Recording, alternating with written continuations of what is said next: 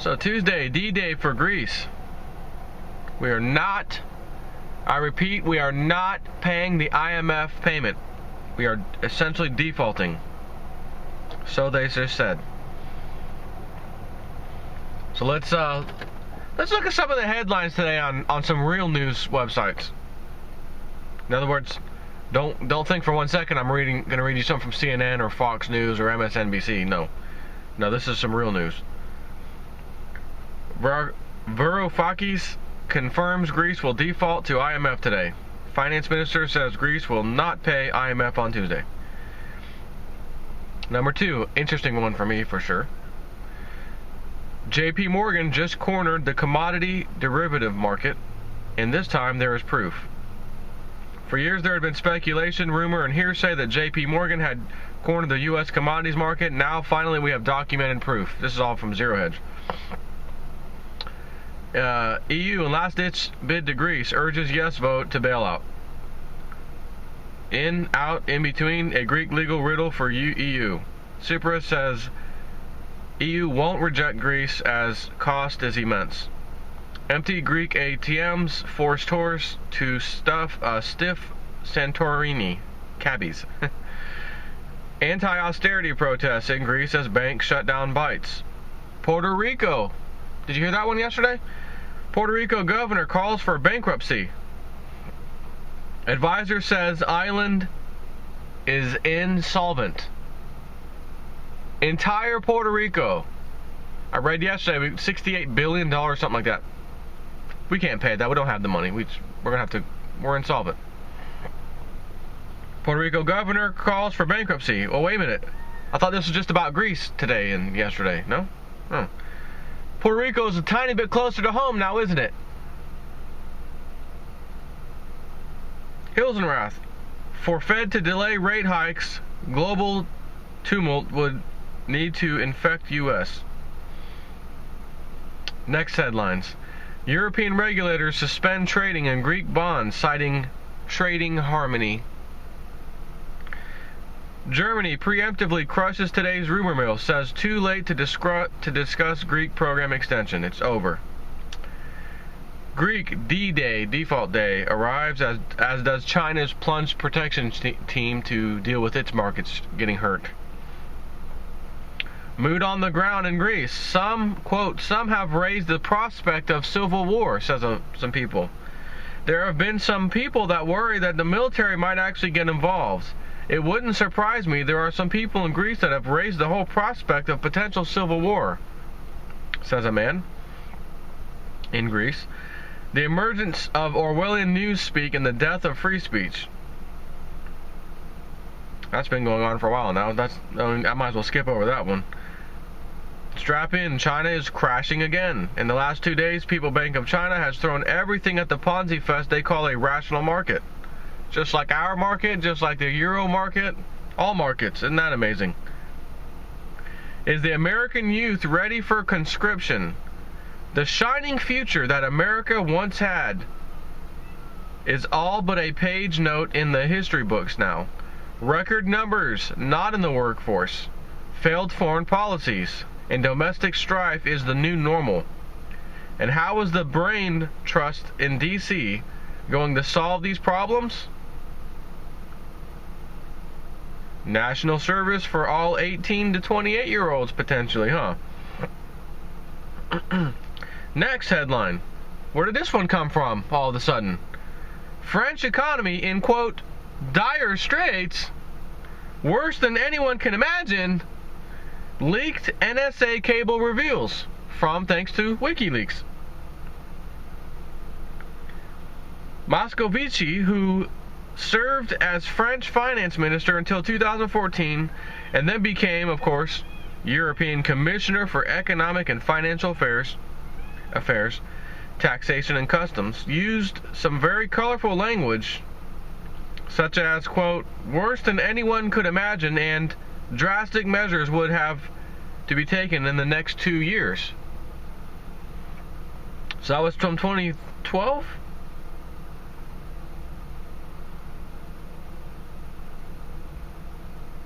Let's take a little quick look. 2012, 13, 14. Well, we're in 2015, so 3 years. Yeah, mid 2012, so that would have been mid 2014. That he said in the next 2 years we're going to have to do something. Drastic measures will have to be taken because France is in dire straits, their economic system. I talked about this a few years ago even. Matter of fact, probably when he was writing his cable, the NSA snatched up. Now is public information thanks to WikiLeaks. But the entire Eurozone is going to go the same way as Greece. And now you heard France and even Puerto Rico.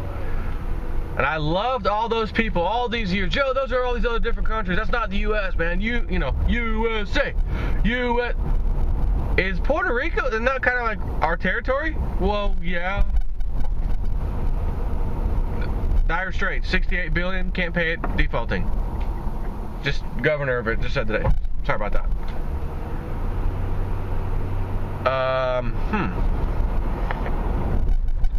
Puerto Rico, huh?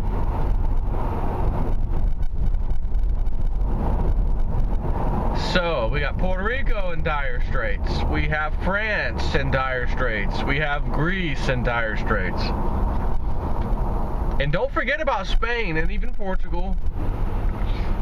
Don't forget about those guys, because Spain was in the, right, remember Spain was in the spotlight a couple years back.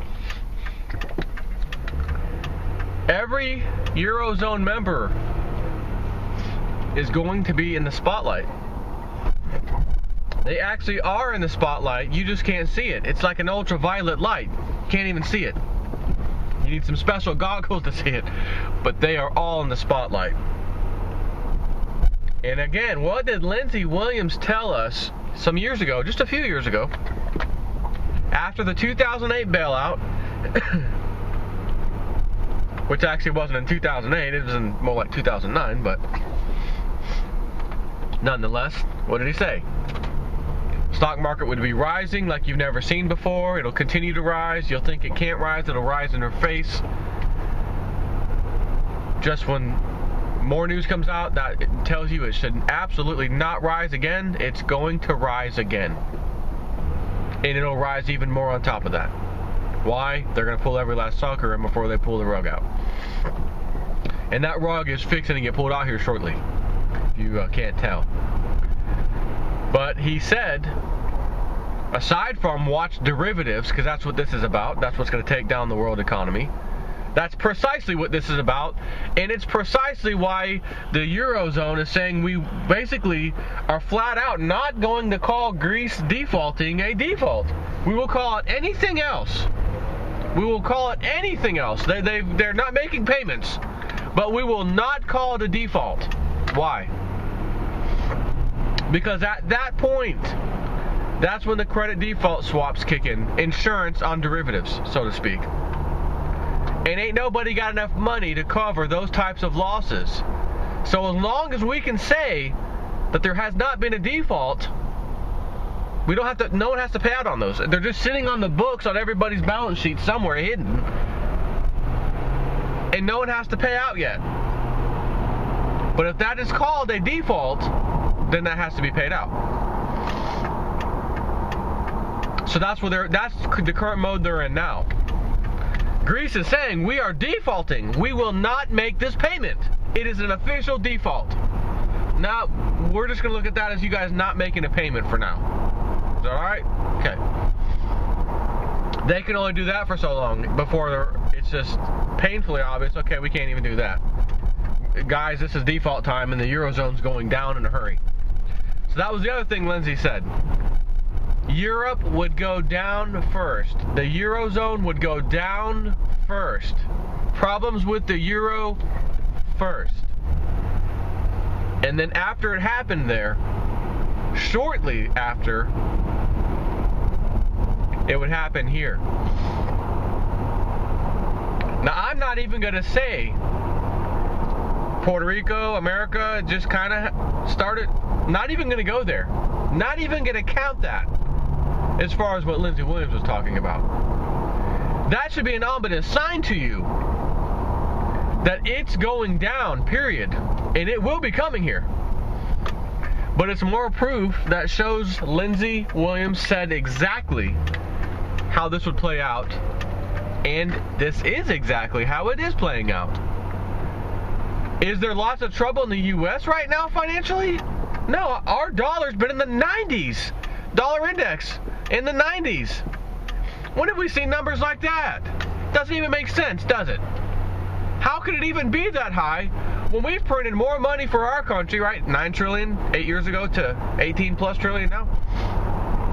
How could that even happen with numbers like that when the rest of the world hasn't printed that kind of money? So how could we possibly have a 90 on the dollar index? Well, again, as I used to explain a long time ago, the dollar index, it's based on a basket of currencies. The dollar versus a basket of these other currencies, heavily weighed by the euro in that basket. So I used to give this example. You have two sinking ships. And every now and then one ship sinks a little faster than the other. So the US dollar index right now looks great. We're sinking. But Europe is sinking a little quicker. So all of a sudden our dollar, oh, we're 90 something dollar index. We're doing great. Strong dollar, strong dollar. Well, hold on. Excuse me, aren't both ships sinking? Can't ask that question, sir. Cameras are on. Don't ask that. Well, it's obvious. I see the ship sinking, both of them. But you're saying our dollar's strong. The damn thing's sinking. Sir, I have to ask you to exit this forum. Can't have that kind of discussion here with you. Can't have an intelligent, informed person speaking to the masses. Get on out of here. All right, I guess I'll have to leave. Or maybe I'll get tased. Don't tase me, bro. I'll get tased on the way out. So that's all that's happening. Euro ship, so to speak, is sinking way faster right now, which gives us strong dollar. Last time we had a strong dollar, what happened? 2008. There, as I said yesterday in my other video, which was technically from Sunday, all of these signs, red alert everywhere, red alert, chart, even the charts, right? Which we know the club loves to get any kind of manipulated numbers and make things, but there's just some things that they don't have that full capacity over. The full capacity to manipulate the hell out of it and show you something that's false. So all of these charts are telling you, scientifically basically telling you something's going down. It's already going down. And there's some bad stuff behind the scenes that's going down that we're not even talking about, because they're trying to keep that stuff quiet. Kind of like this leaked cable from 2012, Dire Straits, France. Again, it's going to be Dire Straits' entire Eurozone members. All they need to do, and all they plan to do, I can tell you now because we already know this, hold the system together until when? September, October, November, December this year. That's when they're going to let it unravel, because that's when their cycles end, their occult cycles included. They're not going to pass up that opportunity, once in a lifetime for sure, to say, let's let the collapse happen a month and a half, 2 months early. Greece, if they kick it out of the Eurozone or they don't, then, well, because Greece is saying, well, this treaty that's in place that we all agreed to be Euro members, which I read yesterday, doesn't have an exit plan for countries. There is no exit. So we have to remain a Eurozone member, which means you have to deal with us not paying this loan back, because we can't pay it back, and since there's no exit plan, you just have to deal with that. That's essentially what they were saying. And you might find, well, EU commissioners have agreed, actually, that is the case, and they're going to help Greece along. They're going to continue Greece's tranche of payments, loan payments that it gets, even though it's not making back the payments to us. We're just going to keep giving it to them.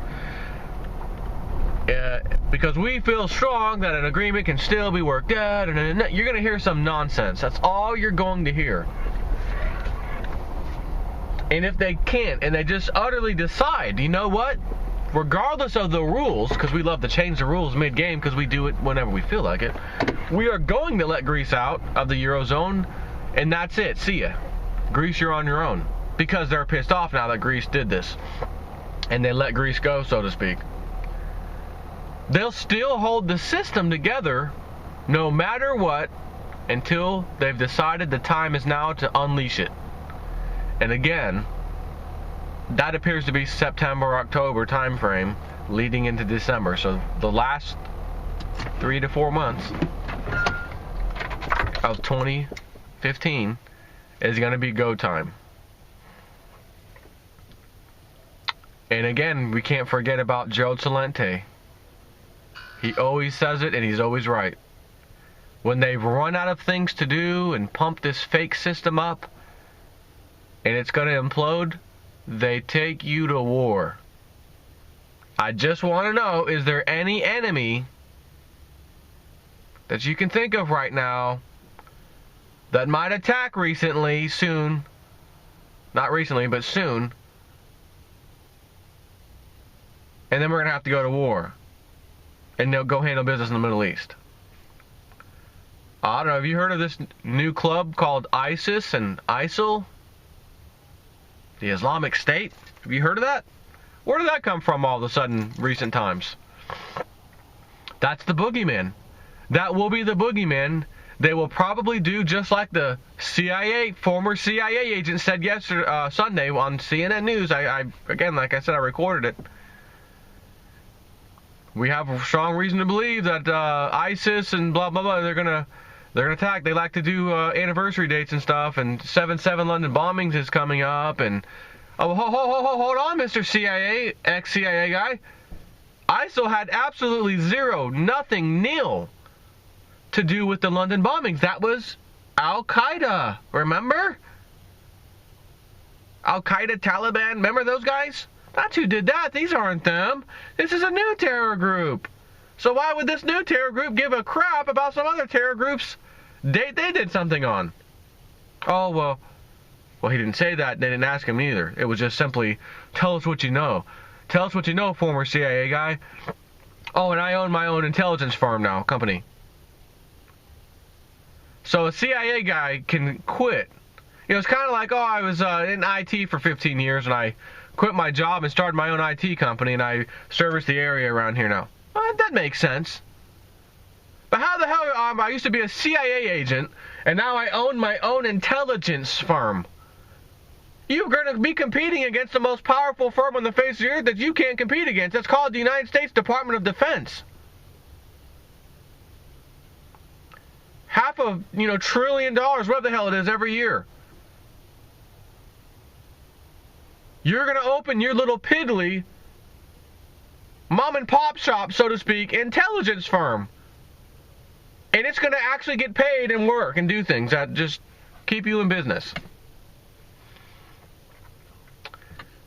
That's because the role of firms like his is to manufacture terror events and then present it to you as some terror group doing it. That's why. And as he said, we're expecting a terror event soon. You mean to tell me the biggest collapse in history is about to take place, and you're also simultaneously expecting a big, as he said in the video, larger than 9/11.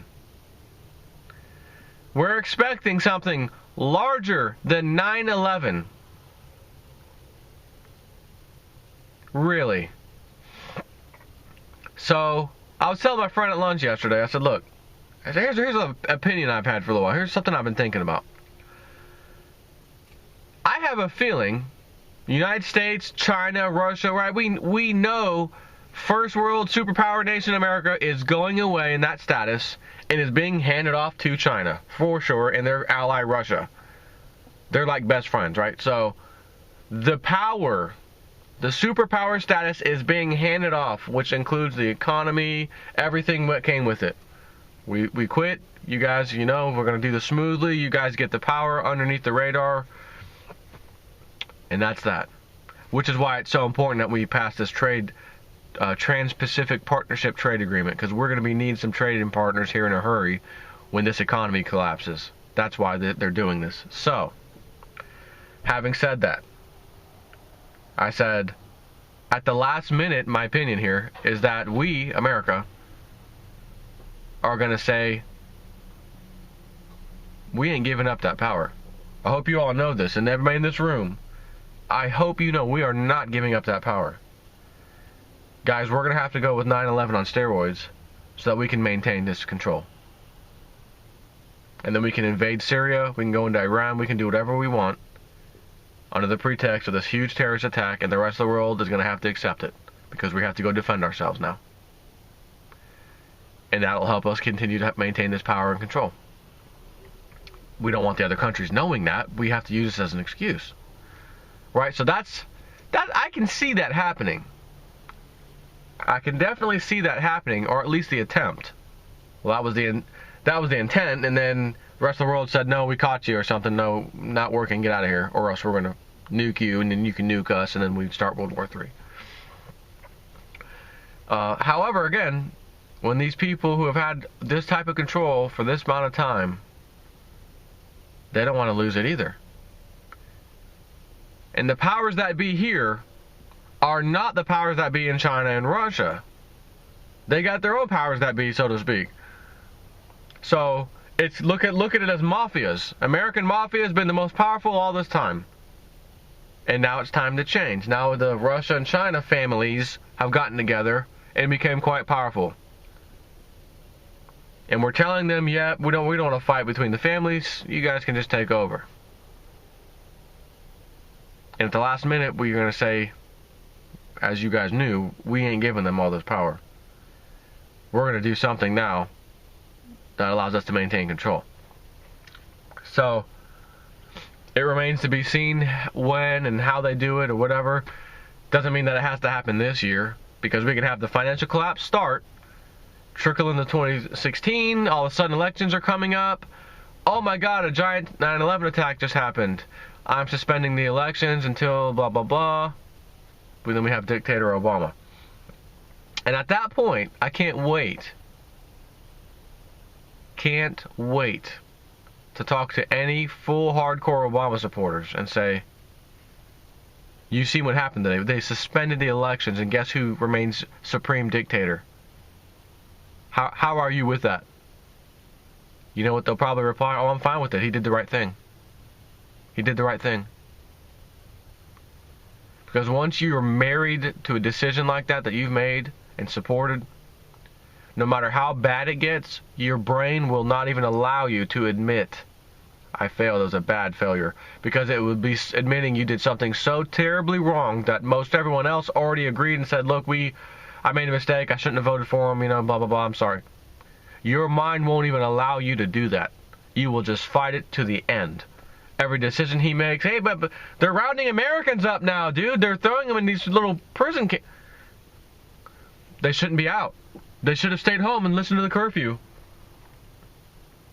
They will never, ever admit to it. Not that that matters or changes anything, but I still can't wait for them to see that, because even though they're saying that on the surface, deep down they are understanding and living with some pretty serious guilt of, oh my God, who in the hell did I vote for? Oh my God. But, again, I don't care how somebody else feels. Screw you.